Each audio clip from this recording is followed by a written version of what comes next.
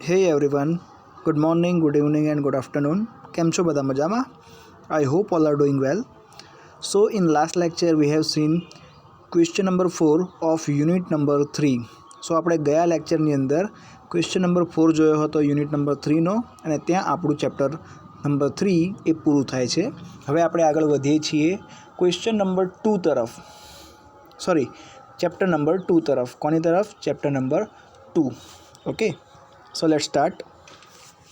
સો જે chapter number 2 છે એનું નામ છે વાણિજ્યક બેન્કો. ઓકે, અને આ જે વાણિજ્યક બેન્કો છે એની અંદર આપણને ક્વેશ્ચન નંબર 1 આપેલો છે કે વેપારી બેન્કો એટલે શું, તેના પ્રકારો વિશે વિસ્તૃતમાં સમજૂતી આપો. કોના વિશે? તેના પ્રકારો વિશે વિસ્તૃતમાં સમજૂતી આપો. ઓકે, સો એમાં આપણને કીધું છે આધુનિક અર્થવ્યવસ્થામાં વેપારી બેન્કો મહત્ત્વની ભૂમિકા ભજાવે છે. વર્તમાન નાણાંના પુરવઠામાં ચલણી નાણાં કરતાં બેંક નાણાંનો હિસ્સો કેવો છે? વધારે પડતો જોવા મળે છે. વેપારી બેન્કોનો વિકાસ આર્થિક વિકાસ સાથે સંકળાયેલો જોવા મળતો હોય છે. એટલે કે જો આપણા દેશનો આર્થિક વિકાસ થવો હોય તો એના માટે કોનો વિકાસ થવો જોઈએ? વેપારી બેંકનો વિકાસ થવો જોઈએ.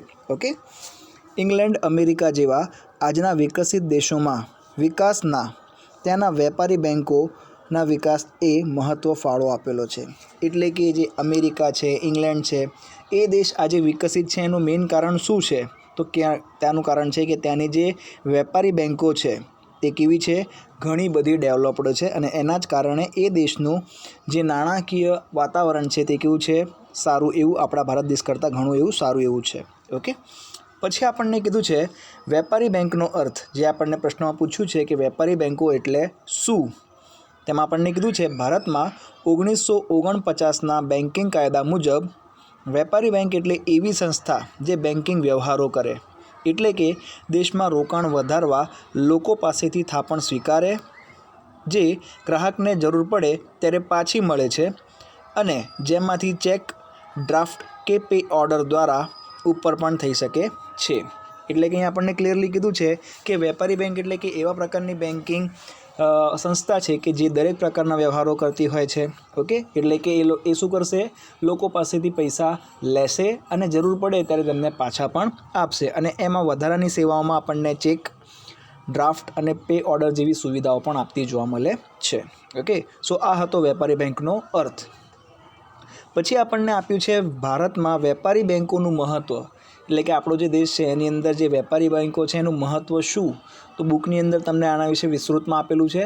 તો અહીંયા મેં તમને ફક્ત ટૂંકમાં દર્શાવીને બતાવેલું છે કે સૌથી પહેલું તો કીધું છે કે મૂડી સર્જન માટે. મૂડી સર્જન એટલે કે જે તે નાના પાયાના ઉદ્યોગો હોય ત્યાંથી લઈને મોટા પાયાના ઉદ્યોગો માટે ઘણી વખતે મૂડીની રિક્વાયરમેન્ટ હોય છે. તો એ મૂડી પૂરી પાડવાનું કામ કોણ કરતું હોય છે? વેપારી બેન્કો કરતી હોય છે.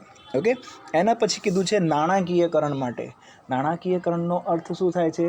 કે જ્યારે દેશની અંદર નાણાંનો જથ્થો વધી જાય અથવા તો ઘટી જાય છે તો એને મેન્ટેન કરવા માટે કોની રિક્વાયરમેન્ટ હોય છે? બેંકની રિક્વાયરમેન્ટ હોય છે અને એ રિક્વાયરમેન્ટ આપણા દેશમાં વેપારી બેન્કો આપણને પૂરી પાડતી હોય છે.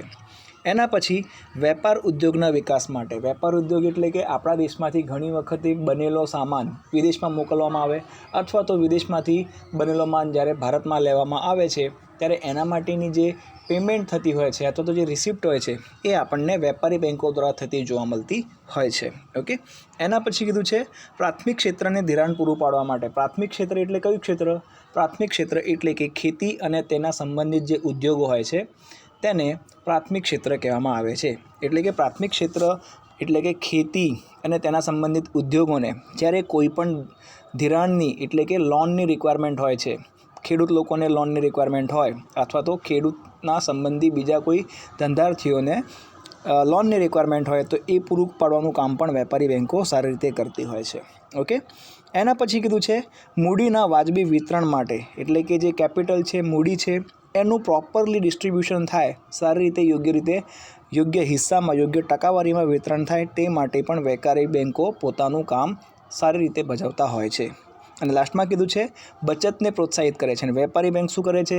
જેટલા પણ લોકો વેપારી બેન્કોની અંદર પોતાના ખાતા ધરાવતા હોય છે એમને સારું એવું રેટ પણ પ્રોવાઈડ કરતી હોય છે. એટલે કે વ્યાજનો દર પણ એમને સારો રાખવામાં આવતો હોય છે કે જેના કારણે જેટલા પણ લોકોએ વેપારી બેન્કોમાં ખાતા ખોલ્યા હોય તેમને અમુક સમય પછી એમના પૈસામાં સારો એવો વધારો પણ જોવા મળતો હોય છે, જેનું કારણ શું છે કે એ બેંક લોકોને વ્યાજનો દર પણ સારો પ્રોવાઈડ કરતી હોય છે, જેના કારણે લોકો વધારે ને વધારે બચત કરવા માટે પ્રોત્સાહિત થતા હોય છે. ઓકે, સો આ હતા ભારતમાં વેપારી બેન્કોનું મહત્ત્વ. આ મેં તમને ટૂંકમાં સમજાવવાનો પ્રયત્ન કર્યો છે. વિસ્તૃતમાં તમને બુકની અંદર પણ આપેલું છે, તમે એક વખત જોઈ લેજો. ઓકે, એના પછી ભારતમાં વેપારી બેન્કોનું માળખું અને વેપારી બેંકના પ્રકારો. હવે આ જે આપણો મોસ્ટ આઈએમપી ક્વેશ્ચન જે ચાલી રહ્યો છે એ છે કે વેપારી બેંકના પ્રકારો કયા કયા. ઓકે, સો એમાં આપણને કીધું છે ભારતમાં બેન્કિંગ માળખામાં રિઝર્વ બેંક કેન્દ્ર સ્થાને વિચારે છે. આપણને ખબર છે કે આપણા ભારત દેશની અંદર બેન્કિંગ વ્યવસ્થા છે, તો એમાં સૌથી ટોપ ઉપર કઈ બેંક, તો એ કહેવાય RBI, reserve bank of India. Okay, તેના પ્રત્યક્ષ અને નિયંત્રણ હેઠળ વર્તમાન બેન્કિંગ માળખાની સમજૂતી નીચે મુજબ આપી શકાય છે. એટલે કે એના કંટ્રોલની અંદર જ આપણને શું જોવા મળે છે, દેશની અંદર જેટલી પણ બેન્કો આવેલી છે એમનું કાર્ય રજૂ જોવા મળે છે. ઓકે, સો એમાં આપણને કીધું છે બેન્કિંગનું સ્વરૂપ, એકમ બેન્કિંગ અને શાખા બેન્કિંગ અને અન્ય રીતે 3 જુદી જુદી રીતે આપણને શું જોવા મળતું હોય છે, બેંકના પ્રકારો પણ જોવા મળતા હોય છે. એમાં સૌથી પહેલાં આવે છે બેન્કિંગનું સ્વરૂપ. તો ભારતમાં વેપારી બેન્કોનું માળખું 2 વિભાગમાં વહેંચાયેલું છે. કેટલા વિભાગમાં? 2 વિભાગમાં બેન્કિંગનું માળખું વહેંચાયેલું છે. એમાં પહેલું છે વેપારી બેન્કો અને બીજું છે સહકારી બેન્કો. ઓકે, એમાંથી પહેલો છે વેપારી બેન્કો. એના વિશે આપણે થોડી ઘણી માહિતી આપેલી છે, એ સમજી લઈએ. તેમાં આપણને કીધું છે વેપારી બેન્કો એટલે કે વર્ગીકૃત બેન્કો. હવે સૌથી પહેલાં તમને કહી દઉં કે વર્ગીકૃત અને બિનવર્ગીકૃત આમ 2 પ્રકારની બેન્કો આવે છે. એમાં વર્ગીકૃત એટલે કે એવી બેન્કો કે જેને શું કરવામાં આવેલું હોય, જે આપણા દેશનો એક કાયદો છે એની અંદર અલગ અલગ લિસ્ટ બહાર પાડેલા છે. લિસ્ટ નંબર 1, લિસ્ટ નંબર 2, એમાંથી જે સેકન્ડ નંબરની લિસ્ટની અંદર આવેલી જે બેન્કો છે એમને આપણે વર્ગીકૃત બેન્કો કહીએ છીએ. ઓકે, સો અહીંયા બ્રીફમાં તમને મેં ખાલી ઉપર સમજાવ્યું છે. હવે આપણે અંદર જોઈએ એટલે તમને ડીપમાં ખબર પડશે. એમાં કીધું છે વેપારી બેન્કો નફાના હેતુથી થાપણો સ્વીકારે છે અને જરૂરિયાતવાળાને યોગ્ય જામીનગીરીના આધારે ટૂંકા ગાળાની લોન આપે છે. એટલે કે વેપારી બેન્કોનું મેઇન કાર્ય શું, કે લોકો પાસેથી નાણાં મેળવવા અને જરૂરિયાતમંદ લોકો સુધી નાણાં પહોંચાડવા. ઓકે, અને એની સામે જામીનગીરીઓ મેળવવી. ઓકે, થાપણ મૂકનારને બેંક શું કરે છે, વ્યાજ આપે છે. એટલે કે જે તે વ્યક્તિ જ્યારે બેંકમાં પૈસા ડિપોઝિટ કરે છે તો એના ઉપર આપણને શું મળે છે, વ્યાજ મળતું જોવા મળે છે. ઓકે, અને ધિરાણ લેનાર પાસેથી વધુ વ્યાજ લે છે. અને જે તે વ્યક્તિ જ્યારે બેંકમાંથી લોન લે છે ત્યારે એ જ અમાઉન્ટ ઉપર શું કરવામાં આવે છે, વ્યાજ વસૂલ કરવામાં આવે છે. અને આનામાંથી તે શું કરતા હોય છે, જે વ્યક્તિએ પૈસા ડિપોઝિટ કર્યા છે એ વ્યક્તિને પોતાના પૈસા રિટર્ન કરે છે. અને ઉપરના જો વ્યાજના દરના જે પૈસા વધારાના આવ્યા છે એ બેંકનો પ્રોફિટ ગણવામાં આવે છે. ઓકે, સો તે નફાકારકતા, તરલતા અને સહી સલામતીના સિદ્ધાંતને ધ્યાનમાં રાખીને પોતાની કામગીરી બજાવતી હોય છે. 1934ના રિઝર્વ બેંક ઓફ ઇન્ડિયાના કાયદા મુજબ બેન્કોને 2 વિભાગમાં વર્ગીકૃત કરાયેલું છે. પહેલું છે વર્ગીકૃત એટલે કે શિડ્યુલ બેંક અને બીજું છે બિનવર્ગીકૃત એટલે કે નોન શિડ્યુલ બેંક. ઓકે, તો હમણાં મેં તમને કીધું વર્ગીકૃત બેંક, તો એના વિશે હવે આપણને બ્રીફમાં સમજૂતી આપવામાં આવેલી છે. એમાં સૌથી પહેલાં છે શિડ્યુલ બેંક. તો જે બેંકનો 2nd schedule of RBI act, યાદ રાખજો કયું schedule, 2nd schedule of RBI act 1934માં સમાવેશ થયેલો હોય તે બેંકને શિડ્યુલ બેંક કહેવામાં આવે છે. આવી બેંકની ભરપાઈ થયેલી મૂડી અને રિઝર્વ બેંકની રકમનું મૂલ્ય 5 લાખ રૂપિયા કરતાં ઓછું ન હોય તે જરૂરી છે. કેના કરતાં ઓછું ન હોય, રૂપિયા 5 લાખ કરતાં ઓછું ન હોય તે જરૂરી છે. ઓકે, જો બેંક થાપણદારોને હિતનું રક્ષણ કરવાના પ્રયાસોથી સંતોષતી હોવી જોઈએ. આવી બેંકોએ થાપણોની ઓછામાં ઓછી 3% રકમ, એટલે કે જેટલી થાપણો હોય એનાથી ઓછામાં ઓછી 3% રકમ રિઝર્વ બેંકની અંદર રોકડ અનામત રાખવી પડે છે. એટલે કે કેશ રિઝર્વ રાખવું પડતું હોય છે. ઓકે, અને રિઝર્વ બેંક 15% સુધી પણ મુકાવી શકે છે. એટલે કે ઓછામાં ઓછા 3% અને મેક્ઝિમમ 15%. રિઝર્વ બેંક જેવો ઓર્ડર આપે એના અકોર્ડિંગ તમારે શું કરવું પડશે, રિઝર્વ બેંકની અંદર રોકડ અનામત જમા કરાવવી પડે છે. ઓકે, દર અઠવાડિયે પોતાનો અહેવાલ રિઝર્વ બેંકને મોકલાવવો પડે છે. એટલે કે અઠવાડિયા દરમિયાન બેંકે શું કામ કર્યું, કેટલી આવક થઈ, કેટલી જાવક થઈ, એ બધાનો હિસાબ, અહેવાલ રિઝર્વ બેંકને મોકલાવવાનો હોય છે. આવી બેંકોને રિઝર્વ બેંકની કેટલીક વિશિષ્ટ સવલતો પણ આપતી હોય છે. દાખલા તરીકે પ્રથમ કક્ષાની જામીનગીરીઓનો પુનઃ વટાવ પણ કરી શકીએ છીએ. પુનઃ વટાવ એટલે કે ફરીથી આપણે રીડિસ્કાઉન્ટકરણ કરી શકીએ છીએ. ઓકે. ભારતની અને વિદેશની બધી વેપારી બેન્કો, પ્રાદેશિક ગ્રામ્ય બેંક, સ્ટેટ કોઓપરેટિવ બેંક વગેરે શિડ્યુઅલ બેન્કો છે. ઓકે.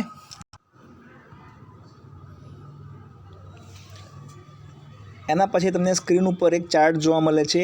આ જે ચાર્ટ છે એ ફોટો તમને બુકની અંદર પણ જોવા મળશે, જેમાં તમને પરિસ્થિતિ આપવામાં આવી છે રિઝર્વ બેંક ઓફ ઇન્ડિયા. એના બે ભાગ પડેલા આપણને બતાવેલા છે, શિડ્યુઅલ બેંક અને નોન શિડ્યુઅલ બેંક. શિડ્યુઅલ બેંકની અંદર આપણને ઘણા બધા ભાગ પડેલા જોવા મળે છે, જેમાં નામ તમને જોવા મળે છે કે જાહેર ક્ષેત્રની બેન્કો, ખાનગી ક્ષેત્રની બેન્કો, વિદેશી બેન્કો અને પ્રાદેશિક ગ્રામ્ય બેન્કો. ઓકે. હવે જે જાહેર ક્ષેત્રની બેન્કો છે એના બીજા બે ભાગ પડે છે, જેનું નામ છે રાષ્ટ્રીયકૃત બેન્કો અને બીજું નામ શું છે, સ્ટેટ બેંક અને તેની સબસિડરી બેન્કો. એવી જ રીતે જે ખાનગી ક્ષેત્રની બેન્કો છે એમાં પણ બે ભાગ પડ્યા છે, જેનું નામ છે જૂની ખાનગી બેન્કો અને બીજું છે નવી ખાનગી બેન્કો. ઓકે. એવી જ રીતે જે શિડ્યુઅલ સહકારી બેન્કો છે એના બે ભાગ પડે છે. પહેલું છે શહેરી સહકારી બેન્કો અને બીજું છે રાજ્ય સહકારી બેન્કો. ઓકે. હવે વાત કરીએ આપણે નોન શિડ્યુઅલ બેંકની, જે આપણો પોઈન્ટ છે તે. તેમાં આપણને કીધું છે કે જે બેંકનો second schedule of RBI act 1934માં સમાવેશ થતો નથી તે બિનઅધિકૃત બેંક છે. હવે સિમ્પલ વસ્તુ તમારે યાદ શું રાખવાની કે second schedule of RBI act એની અંદર જેનો સમાવેશ થાય તે છે શિડ્યુઅલ બેંક અને જેનો સમાવેશ ન થાય તે છે નોન શિડ્યુઅલ બેંક એટલે કે બિનઅધિકૃત બેંક. હાલમાં માત્ર 3 જ બિન વર્ગીકૃત બેંક દેશની અંદર કામ કરી રહી છે. શિડ્યુઅલ બેંકને બે વિભાગમાં વહેંચવામાં આવે છે. પહેલું છે વેપારી બેન્કો, બીજું છે સહકારી બેન્કો. આમાં વેપારી બેન્કો નફાના હેતુથી અને સહકારી બેન્કો સહકારના હેતુથી તેમની કામગીરી કરતી હોય છે. ઓકે. સો હવે આપણને આપેલું છે સહકારી બેન્કિંગ. તો સહકારી બેન્કિંગમાં આપણને શું કીધું છે તે જોઈ લઈએ. ભારતમાં બેન્કિંગ માળખામાં એક તબક્કે સહકારી બેંકનો વિકાસ ખૂબ જ ઝડપી અને ધ્યાન ખેંચનારો હતો, પરંતુ આ સહકારી બેન્કિંગ ઉપર જે તે રાજ્ય અને રિઝર્વ બેંકના અસરકારક નિયંત્રણના અભાવે ભ્રષ્ટાચારી વહીવટકર્તાઓએ મોટા પાયા ઉપર જોખમી અને બેન્કિંગ પાયાના સિદ્ધાંતના અગ્રણી ધિરાણકર્તા માધવપુરા કોઓપરેટિવ બેંકથી શરૂ કરીને સહકારી બેન્કોના કૌભાંડો બહાર આવતા તેમાંથી પ્રજાનો વિશ્વાસ ડગી ગયો. એટલે કે જે ભ્રષ્ટાચારી લોકો હતા અથવા તો જે વહીવટી કરતા હતા એમને જે માધવપુરા કોઓપરેટિવ બેન્કિંગ છે ત્યારથી લઈને બીજી ઘણી બધી એવી બેન્કો છે કે જ્યાં શું કરવામાં આવેલા છે, કૌભાંડો કરેલા છે, જેના કારણે જે લોકો છે એમનો સહકારી બેંકમાંથી વિશ્વાસ શું થઈ ગયો છે, ડગી ગયેલો છે. ભારતમાં શિડ્યુઅલ સહકારી બેન્કોના બે પેટા વિભાગો જોવા મળે છે. પહેલું છે માર્ચ 2002ના રોજ દેશમાં 52 શહેરી સહકારી બેન્કો હતી અને 16 રાજ્ય સહકારી બેન્કો નોંધાયેલી છે. ઓકે. પછી વારો આવે છે એકમ બેન્કિંગ અને શાખા બેન્કિંગ. તો વેપારી બેંકને બે ભાગમાં વહેંચી શકાય છે. એમાં પહેલું છે શાખા બેન્કિંગ અને બીજું છે એકમ બેન્કિંગ. તેમાં સૌથી પહેલાં આપણે કોની વાત કરીશું, શાખા બેન્કિંગ.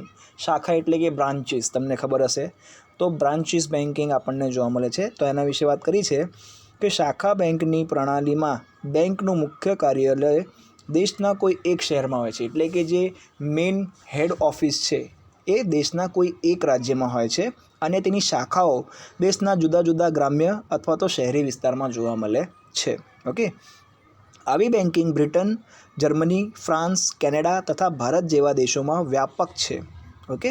ભારતમાં ઘણી બેન્કો દેશની જુદા જુદા ભાગોમાં શાખાઓ ખોલવામાં આવેલી જોવા મળે છે.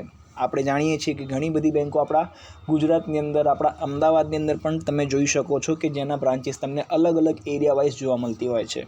ઓકે. સો હવે આપણને કીધું છે જે શાખા બેન્કિંગ છે એના લાભ અને એના ગેરલાભ. તો સૌથી પહેલાં આપણે એના લાભ જોઈશું કે શાખા બેન્કિંગ છે એના શું ફાયદા છે. તો આવી બેન્કિંગમાં બેંકની અનેક શાખાઓ હોવાથી તેનું કદ મોટું બને છે. આપણને ખબર છે કે શાખાઓ વધારે હોવાના કારણે શું બની જાય છે, એનું કદ ખૂબ જ મોટું બની જાય છે. આથી આર્થિક સદ્ધરતા વધુ રહે છે અને આથી શ્રમ વિભાજન અને વિશિષ્ટીકરણને શું મળે છે, લાભ મળે છે. ઓકે. પછી નંબર 2માં કીધું છે શાખા બેન્કિંગમાં ભૌગોલિક રીતે જોખમ વહેંચાઈ જતાં બેંકના ધિરાણ ડૂબવાની શક્યતા શું થઈ જાય છે, ઘટી જાય છે. એટલે કે શાખાના કારણે જે તે બેન્કિંગની અંદર જે પૈસા છે એ ડૂબવાના ચાન્સીસ કેવા રહે છે? ઓછા રહે છે. ઓકે. પછી કીધું છે શાખા બેન્કિંગમાં દેશના વિવિધ વિસ્તારમાં આ બેંકની શાખા હોવાથી નાણાંની હેરફેર સરળતાથી થઈ શકે છે. એટલે તમે બેઠા બેઠા તમારા ઘરે એટલે કે ઇન્ડિયામાંથી એટલે કે અથવા તો તમે એક્ઝામ્પલ લઈ લો તમારા અમદાવાદમાંથી તમે મુંબઈ મહારાષ્ટ્રની અંદર પૈસા તમારે મોકલવા હોય તો તમે ઘરે બેઠા બેઠા તમે શું કરી શકો છો? શાખાની મદદથી ટ્રાન્સફર કરી શકો છો. ઓકે. એટલે કે ખાલી અમદાવાદથી મુંબઈ જ નહીં પરંતુ અમદાવાદથી દિલ્હી, અમદાવાદથી બેંગ્લોર, અમદાવાદથી ચેન્નઈ, ઇવન અમદાવાદથી USA, કેનેડા પણ તમે શું કરી શકો છો? પૈસાની ટ્રાન્સફર કરી શકો છો. ઓકે. આવા બેન્કિંગના લીધે એક પોઈન્ટ રહી ગયો છે એ જોઈએ. બેંક ઊંચી રોકડ અનામતથી ચલાવી શકાય છે અને જરૂર પડે તો અન્ય બ્રાન્ચમાંથી સરળતાથી નાણાં પણ મેળવી શકાય છે. એટલે કે બ્રાન્ચના કારણે શું જોવા મળે છે? આપણને ઊંચી રોકડ અનામત જોવા મળે છે. અને જો બાય ચાન્સ રિક્વાયરમેન્ટ વધારે હોય અને પૈસા ઓછા હોય તો તમે શું કરી શકો છો? બીજી બ્રાન્ચમાંથી પણ પૈસા મેળવી શકો છો. ઓકે. પછી કીધું છે આવા બેન્કિંગના લીધે નાણાં બજારના વ્યાજના દરમાં સમાનતા સ્થાપી શકાય છે. કોઈ એક વિસ્તારમાં ધિરાણ માટે માંગ વધી જાય તો બીજા વિસ્તારની શાખામાંથી નાણાં ટ્રાન્સફર કરીને સરળતાથી સંતોષી પણ શકાય છે. ઓકે. સો આ હતા શાખા બેન્કિંગના લાભ. નાવ વી મૂવ ઓન. હવે આપણે મૂવ ઓન કરીએ છીએ એના ગેરલાભ તરફ.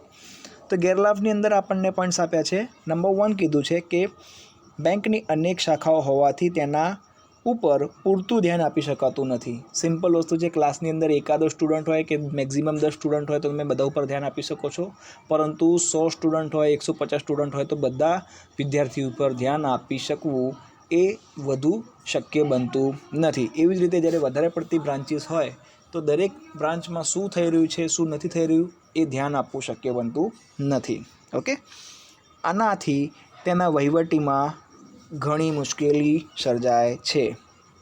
સેકન્ડ પોઈન્ટમાં કીધું છે બેંક તેની સ્થાનિક પરિસ્થિતિ મુજબ બેન્કિંગ કાર્યપદ્ધતિ અમલમાં મૂકી શકતી નથી. તેને મુખ્ય ઓફિસની સૂચવેલ નીતિથી કાર્ય કરવું પડે છે. એટલે કે આપણા ગુજરાતની અંદર અમદાવાદની અંદર કોઈ એક બ્રાન્ચ આવેલી હોય બેંકની જેનું હેડ ઓફિસ દિલ્હીમાં હોય તો દિલ્હીની સરકાર અથવા તો દિલ્હીની હેડ ઓફિસ આપણને જેવા હુકમ આપે એ હુકમથી આપણે અહીંયા અમદાવાદની અંદર પણ કાર્ય કરવું પડે છે. ઓકે. જેના કારણે આપણને સ્વાયત્તતા ઊંચી નહીં પરંતુ ઓછી હોય છે. પ્રિન્ટિંગ મિસ્ટેક છે, ધ્યાન આપજો. સ્વાયત્તતા કેવી જોવા મળે છે? ઓછી જોવા મળે છે. પછી કીધું છે આવા બેન્કિંગ દેશમાં બેન્કિંગ ક્ષેત્રે ઇજારાશાહી સ્થાપવાની શક્યતા વધુ રહે છે. એટલે કે આપણને શું જોવા મળે છે? ઇજારાશાહી વધુ જોવા મળતી શકે છે. ઓકે. પછી કીધું છે આ પદ્ધતિ ઘણીવાર ખોટી શાખાઓ, અન્ય લાભ કરતી અને મજબૂત શાખાઓના કારણે લાંબા સમય સુધી ટકી શકતી નથી, પરંતુ શું છે? ટકી શકતી નથી. ઓકે. સો આ આપણને માહિતી આપી હતી કોના વિશે? શાખા બેન્કિંગ વિશે. ઓકે.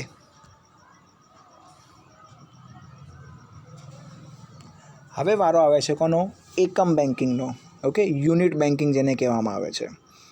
સો એકમ બેન્કિંગ પદ્ધતિમાં બેંકનું એક જ કાર્ય હોય છે અને કોઈ ખાસ અપવાદને બાદ કરતાં તેની અન્ય સ્થળે કોઈ ભાષા હોતી નથી. આ બેંકની પોતાની મૂડી, સંચાલન બોર્ડ તથા શેર હોલ્ડર હોય છે અને અમેરિકાની અંદર આ પદ્ધતિ વધુ લોકપ્રિય છે. ઓકે. એટલે કે એક જ યુનિટ જોવા મળશે આખા દેશની અંદર. કોઈ એક જ બેંક હશે જે શું કરવામાં આવશે? આખા દેશનું નાણાંનું હેન્ડલિંગ કરતી હશે. અને આ વસ્તુ ક્યાં જોવા મળે છે આપણને? USA એટલે કે અમેરિકામાં જોવા મળે છે. હવે એના લાભ આપણને આપેલા છે.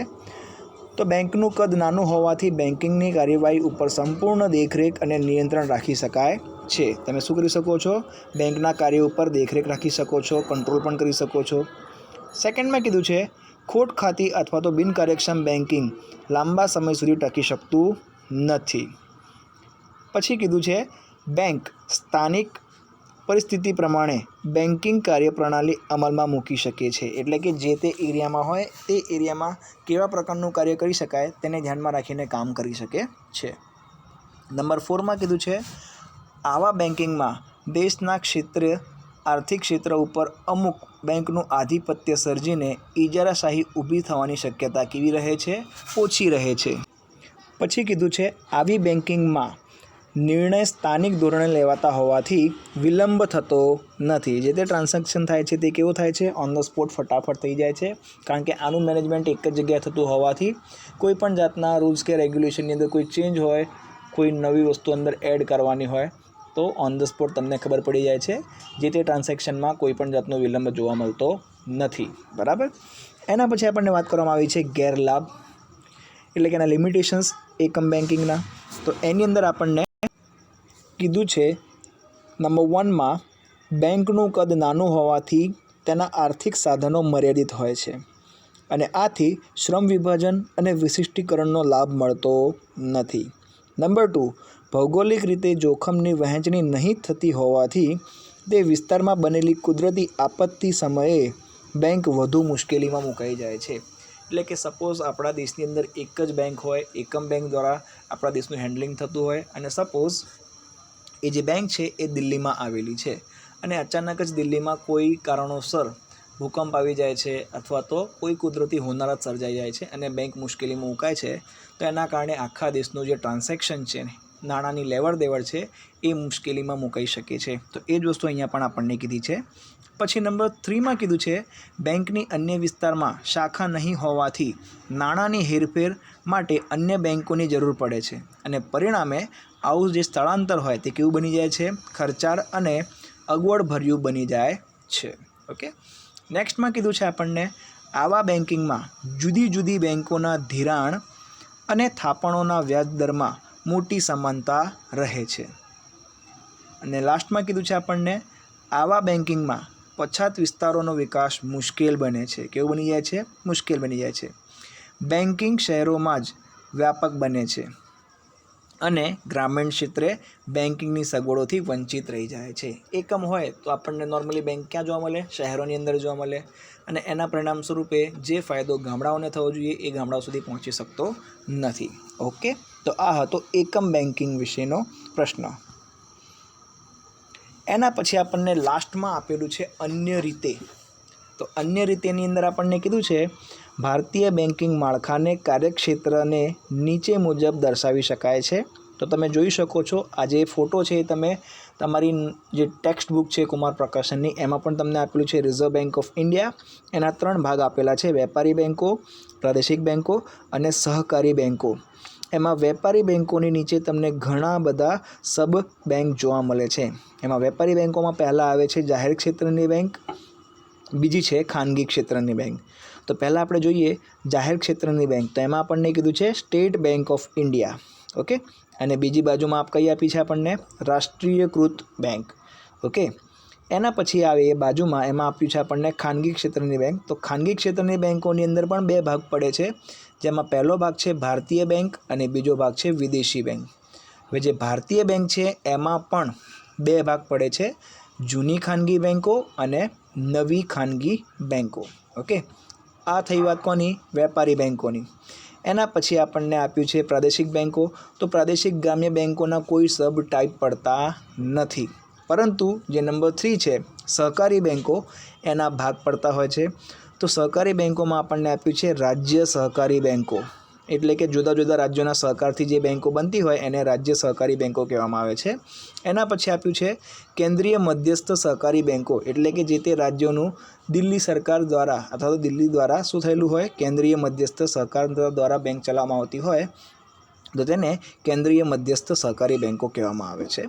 અને લાસ્ટમાં આપણને આપ્યું છે પ્રાથમિક ધિરાણ મંડળો. એટલે કે જે પ્રાથમિક રિક્વાયરમેન્ટ હોય, પ્રાથમિક લોનની રિક્વાયરમેન્ટ હોય એ પૂરી કરનારા ઘણા બધા મંડળો પણ જોવા મળતા હોય છે. Okay. So that's it about this question. અહીંયા જે આપણો ક્વેશ્ચન છે એ પૂરો થાય છે. આઈ નો ઘણો લેન્ધી ક્વેશ્ચન છે, but you have to do it. Still, if you have any kind of doubts or any kind of queries, please let me come to know. મળીએ in the next lecture with question number 2. Till then, read hard, study hard. Bye bye and take care.